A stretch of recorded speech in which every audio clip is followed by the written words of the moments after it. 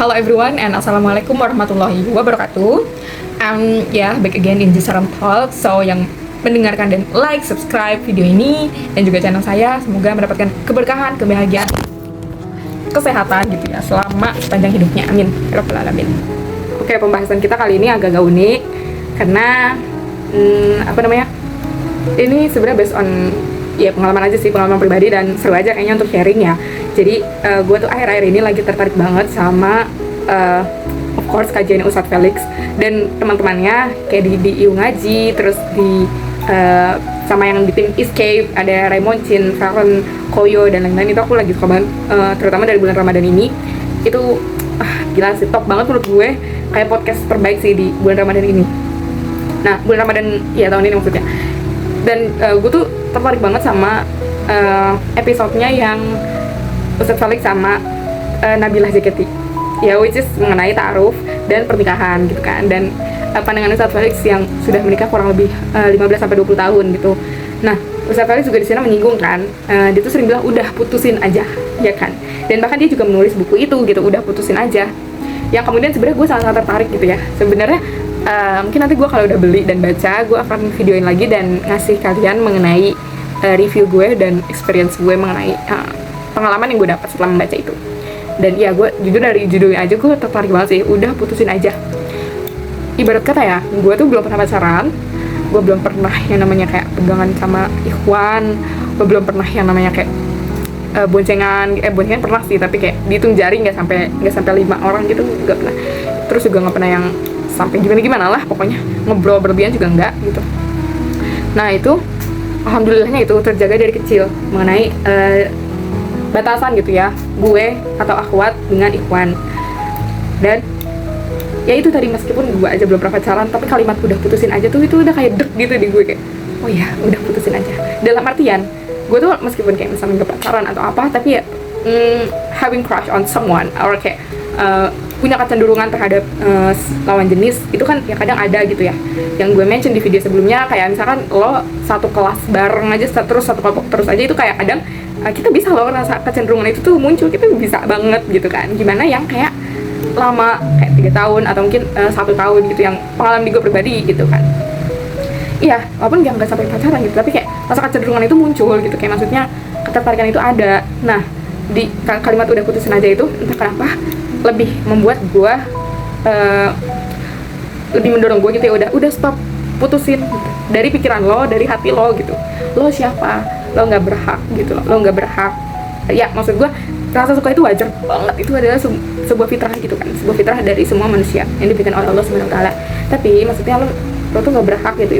Ini hati lo, ngapain juga lo mikirin dia terus gitu. Ini otak lo, ngapain juga lo mikirin dia terus gitu. Lebih ke untuk elunya, bukan dianya. Lo akan menyanyiakan kesempatan, lo akan menyanyiakan energi lo akan menyanyiakan waktu lo gitu lo untuk hanya untuk memikirkan yang tidak pasti gitu, ya kan. Jadi udah putusin aja itu kalimat yang bener-bener kayaknya pengingat gua kali ya, maksudnya udah stop gitu, stop pikirin dia, stop gitu. Walaupun ya kadang tuh nggak kita pikirin, tapi ya kadang ada aja gitu kan, kayak aduh gitu kan, ngelihat notif HP kenangan 2 tahun lalu hari ini, ya gitu-gitu kan, kadang ya ada lah, kadang kangen-kangennya gitu. Nah itu makanya udah putusin aja dari hati lo, dari pikiran lo, karena untuk kebaikan lo sendiri gitu. Nah kalau misalkan emang untuk kebaikan sendiri dan untuk perbaikan diri kita sendiri, karena emang sejatinya kan begitu ya. Kalau misalkan emang kita mau serius, mau ke jenjang pernikahan, mau ya berdampingan dengan orang lain, itu ya kita harus kenal diri kita sendiri. Kita harus belajar kita sukanya apa, kita maunya apa, kita salahnya gimana, terus kita tuh kurangnya apa itu ke diri kita sendiri dulu gitu kan. Baru deh kalau misalkan ada yang ngajak ta'aruf atau ada yang mau ngajak serius tanpa mengurangi ini ya, ada yang mau ngajak serius, baru deh lo kenalan sama soulmate lu, calon soulmate lu gitu kan, calon imam lu gitu, tapi tanpa melakukan hal-hal yang bermaksiat, ya kan. Kenalannya ya udah cukup inilah, ketemu tapi ada pendamping, setahu gue gitu ya, yang gue tonton yang gue pelajari itu. Dan gue temen-temen kayak gue juga tanya ke temen-temen gue mengenai gimana ya kalau misalnya dia aja bukan siapa-siapa kita, tapi kenapa kita sangat-sangat apa ya, ibaratnya sangat-sangat kok ini nggak bisa lepas gitu, jadi perasaan nggak bisa lepas. selalu mikirin dia, selalu kayak berandai-andai jika dia misalnya bisa hidup berdampingan dengan kita. Dan sesungguhnya itu kata teman gue tanya dari dua perspektif yang berbeda ya. Jadi satu itu ada gue tanya dari teman gue yang lumayan kuat ilmu agamanya. Jadi dia itu alumni pesantren, sama satu kampus di UI juga, tapi dia anak fisika. Dia ilmu agamanya bagus, alumni pesantren, hafalannya bagus. Gue tanya, gimana tuh hal-hal kayak gitu tuh kejadian gitu?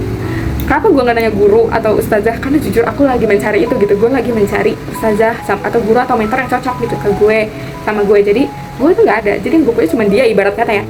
Gue tanya, gimana kalau kita misalkan mikirin dia, terus mimpiin dia, terus ya ampun ada notif 2 tahun lalu, kenangan aja tuh kadang suka kangen gitu. Itu gimana? Kata temen gue yang perspektif Islami ini, dia bilang itu merupakan salah satu zina pikiran dan zina hati ternyata. Wow, zina. Dan itu adalah salah satu hal yang sangat besar kemungkinan untuk mendekati zina yang lebih besar lainnya gitu, dosa yang lebih besar lainnya. Contohnya kayak lu mikirin dia, lu mulai ngechat dia, udah mulai pacaran segala macam, melakukan maksiat dan lain sebagainya. Itu adalah zina yang mungkin yang tadi zina pikiran dan zina hati ya, itu tingkatan yang paling rendah. Nanti tinggi, udah kamu akan menyesal gitu. Tapi gimana kalau misalnya itu udah nggak terbendung lagi gitu, kalau misalnya itu udah nggak bisa ditahan lagi lah ya udah berdoa aja sama Allah biar dikasih kesibukan terus gitu, biar sehingga kita lupa sama dia gitu. Minta sama Allah biar dikasih kesibukan yang positif gitu, benar-benar tidak ada waktu kosong gitu, kecuali untuk ibadah sama beristirahat gitu kan. Beristirahat yang melakukan hal yang kita suka gitu. Itu jawabannya dari perspektif Islami.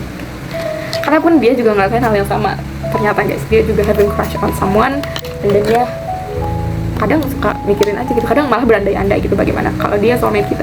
Dan ternyata itu adalah merupakan zina pikiran dan zina hati gitu. Jadi kayak la taqrabuz zina, kalau nggak salah ayatnya ya, jadi janganlah kamu mendekati zina karena itu akan membuka pintu-pintu dosa lainnya. Nah itu. Kemudian aku tanya juga di perspektif temanku yang biasa aja, dan bahkan notabene-nya dia punya pengalaman mengenai percintaan gitu ya. Dia pernah pacaran gitu, dia udah punya beberapa mantan katanya. Dan dia katanya, gue tanya gimana tuh kalau kayak gitu, terus kata dia, udah ngapain lu masih ini, anggap aja ya lu tuh kayak lu nggak berhak aja gitu, lu nggak punya hak buat suka sama dia, masalah dia siapa gitu. Ibarat kata ya lu suka sama idol K-pop, terus lu pengen dia jadi suami lu, itu kayak nggak mungkin kan. Nah udah kayak gitu aja, buat batasan setinggi-tingginya aja biar lu kadang lupa gitu, dia nih ternyata gede tinggi gitu, sudah posisinya ya. Itu kata perspektif teman gue yang notabene-nya nggak terlalu Islami tapi having experience di beberapa occasion percintaan. Dan I will take the conclusion, ya udah kita emang beneran. Oh ya, ada satu lagi sebenarnya perspektif orang ketiga. Jadi dia bilang udah anggap aja itu teman aja gitu, sebagai udah tolong anggap aja teman, kayak so asik aja gitu. Kayak misalnya ada dia, kita satu kelompok nih sama dia di kampus, terus ketemu di parkiran soalnya, terus ya udah so asik aja, lo sapa lo, gimana gitu, nomor ini gimana tadi diskusinya, bener-bener so asik aja. Bahkan jangan terlalu memperlihatkan gitu kan kalau itu ada ketertarikan gitu. Itu perspektif yang ketiga. Yang paling worst adalah sebenarnya nomor satu, karena aku juga lagi belajar mengenai seorang muslim yang baik bagaimana, meneladani sifat-sifat Rasulullah SAW, dan juga ya udah nggak mau juga kan mengecewakan orang tua. Apa ya, menurut gue tuh banyak diskusi gitu ya yang masuk di telinga gue, bahwasannya lo kan misalnya nggak pacaran gitu, lo gimana lo tahu pasangan lo mau marahnya sebesar apa gitu misalnya, terus kalau bad mood tuh gimana, terus kalau kayak misalnya lagi di terpuruk-puruknya tuh gimana kita tahu gitu kan, gimana dia bisa masak atau enggak, dia bisa nyuci baju atau enggak, itu gimana kalau nggak pacaran gitu, caranya tuh gimana. Terus bahkan teman-teman gue bilang ya setidaknya 3-5 tahun lah pacaran. Buset, lama amat kata gue, lama banget. Tapi of course gue nggak terlalu banyak reaksi di situ, di diskusi itu. Tapi ya ternyata emang beda-beda perspektifnya ya, mungkin karena emang berpengaruh terhadap apa yang dia tonton, apa yang dia pelajari, apa yang dia alami gitu ya, dan juga culture di masyarakat yang mungkin orang tuanya gitu kan, yang mungkin ta'aruf itu bukan hal yang lumrah bagi orang tuanya gitu.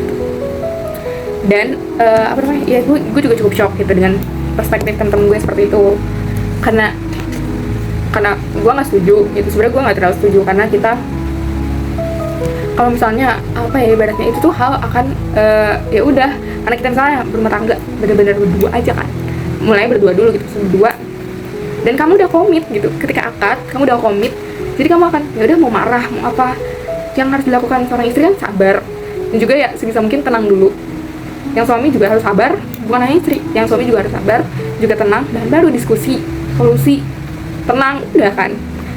Nggak segampang itu sih memang, cuman karena udah ada komitmennya itu loh, ngerti nggak sih? Karena udah ada komitmen, udah ada akad, udah ada janji pernikahan gitu, yang bahkan kita mengucapkan dalam kalimat-kalimat Allah, itu yang bikin menurut gue kita akan nanti mengenal kok pasti gitu. Orang kata Ustadz Dennis Lim itu katanya, iya yang sekelas aja bisa kok suka gitu, yang sekelompok aja bahkan bisa gitu, suka, ada kecenderungan gitu.